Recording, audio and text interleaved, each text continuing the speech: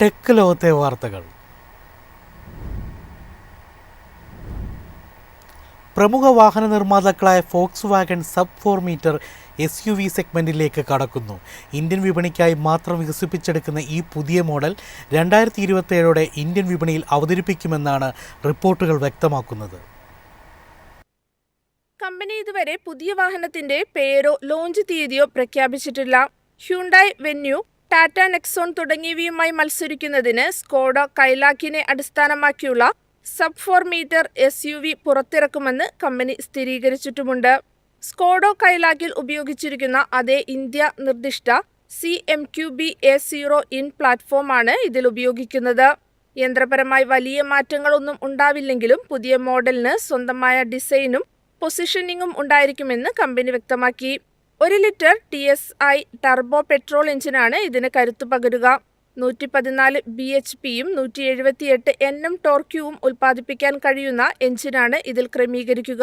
Manual automatic gear box ഓപ്ഷനുകളുമായാണ് car വിപണിയിലെത്തുക. ഫോക്സ് വാഗണിന്റെ ഏറ്റവും ചെറിയ SUVയുമായാണ് ഇത് ഇന്ത്യൻ നിരത്തിൽ ഇറങ്ങുക. News desk MyFin TV.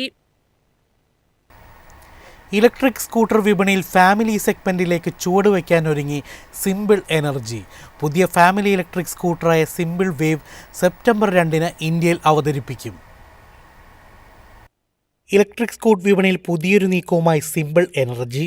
കമ്പനിയുടെ ആദ്യ ഫാമിലി ഇലക്ട്രിക് സ്കൂട്ടറായ സിമ്പിൾ വേവ് സെപ്റ്റംബർ 2 ഇന്ത്യയിൽ അവതരിപ്പിക്കും. നേരത്തെ അറൈവ് എന്ന പേരിൽ എത്തിയേക്കുമെന്ന റിപ്പോർട്ടുകൾ ഉണ്ടായിരുന്ന മോഡലിനാണ് ഇപ്പോൾ വേവ് എന്ന പേര് നൽകിയിരിക്കുന്നത്. നിലവിലെ സിമ്പിൾ 1 മോഡലിനേക്കാൾ കുറഞ്ഞ വിലയിലായിരിക്കും പുതിയ സ്കൂട്ടർ എത്തുകയെന്നാണ് പ്രതീക്ഷ.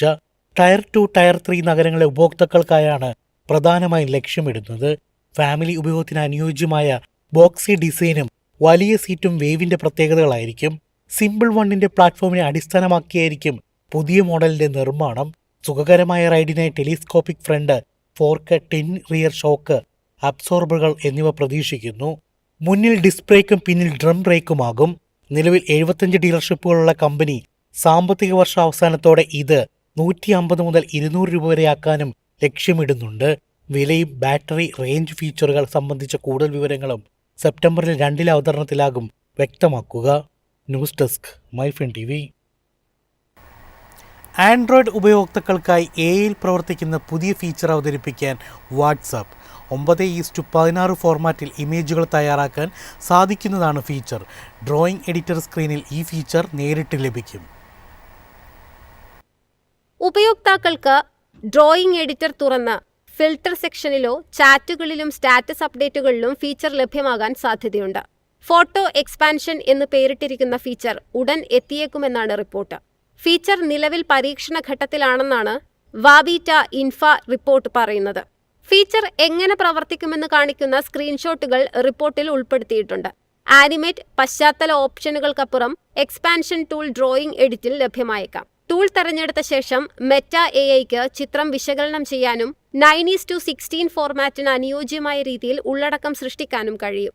ഇനി ഇഷ്ടമായില്ലെങ്കിൽ ഉപയോക്താക്കൾക്ക് വീണ്ടും ടൂൾ ഉപയോഗിക്കാം. ചാറ്റുകൾക്കും സ്റ്റാറ്റസ് അപ്ഡേറ്റുകൾക്കുമായാണ് വാട്സാപ്പ് ഫീച്ചർ കൊണ്ടുവരുന്നത്. ഫീച്ചർ ആദ്യം സ്റ്റാറ്റസ് അപ്ഡേറ്റുകൾക്കാണ് ലഭിക്കുക, പിന്നീട് ചാറ്റുകൾക്കും ലഭ്യമാകും. 9:16 ഫോർമാറ്റ് സ്റ്റാൻഡേർഡ് ഫുൾ സ്ക്രീൻ വലുപ്പമായതിനാൽ ഇത് പ്ലാറ്റ്ഫോമിലെ ഉപയോക്തൃനുഭവം മെച്ചപ്പെടുത്താൻ സഹായിക്കും. അപ്ഡേറ്റ് ഭാവിയിൽ വാട്സാപ്പ് ബീറ്റ ടെസ്റ്റർമാർക്കും ലഭ്യമാകും. News desk MyFin TV. എളുപ്പത്തിൽ സമ്പാദ്യം വളർത്താം. ഇന്ന് തന്നെ മൈഫിൻ TV ആപ്പ് ഡൗൺലോഡ് ചെയ്യൂ.